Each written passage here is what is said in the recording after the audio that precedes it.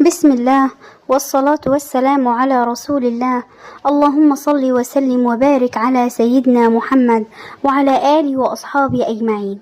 في حاجات كتير بنكون عارفين إننا لازم نعملها، لكن بنفضل نقول بعدين لما بقى رايقة، بكرة أبدأ، من أول الأسبوع، وفجأة بنكتشف إن الوقت عدى وإحساس الذنب زاد، والحاجة اللي كنا بنهرب منها لسه موجودة، وده اسمه التسويف.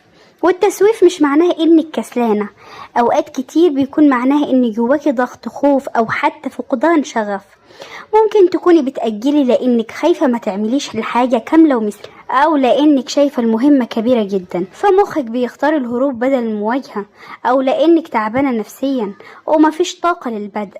اول حاجة لازم نفهمها، التسويف مش عدوك، هو رسالة بتقولك في حاجة محتاجة تتفهم جواكي. مش كل مرة تقولي انا فاشلة، اسألي نفسك انا بهرب من ايه؟ هل بهرب من خوف الفشل، ولا من خوف النجاح نفسه والمسؤولية اللي بعده، ولا من تعب متراكم خلاني فاقدة القدرة أبدأ؟ تاني خطوة، بطلي تستني الحماس. ناس كتير مستنية اليوم اللي تصحى فيه مليانة نشاط وتبدأ تغير حياتها، بس الحقيقة الحماس بيجي بعد البداية مش قبلها. اعملي أصغر خطوة ممكنة. لو محتاجة ترتبي البيت، رتبي ركن واحد. لو عايزة اقرأي صفحة واحدة. لو عايزة تبدأي مشروع، اكتبي أول سطر.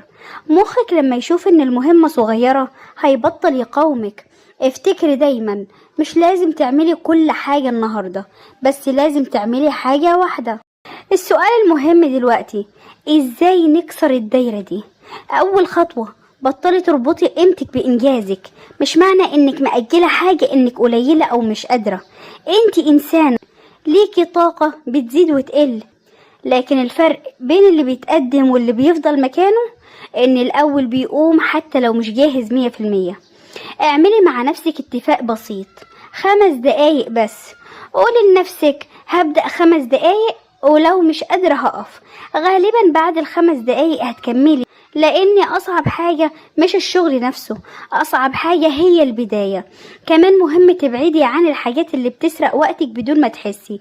الموبايل، التصفح بدون هدف، مقارنة نفسك بالناس، كل ده بيخلي عقلك مشغول لكنه مش بيتقدم.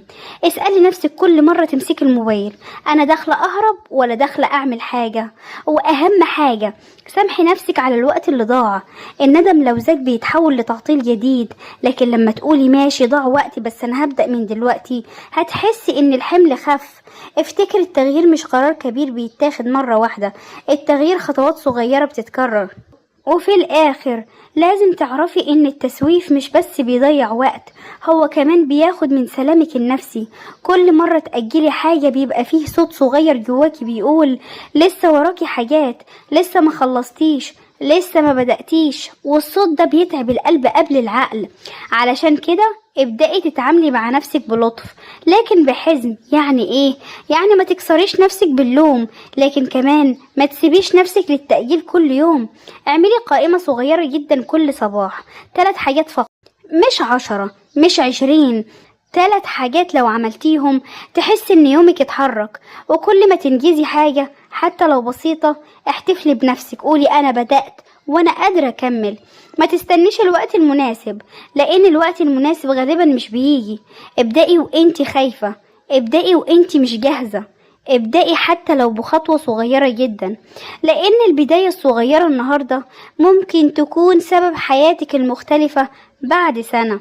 لو حسيتي ان الكلام لمس قلبك، افتكري ان التغيير مش محتاج معجزة، محتاج قرار بسيط، اني ما اجلش نفسي اكتر من كده. ابدأي من دلوقتي حتى لو حاجة واحدة بس.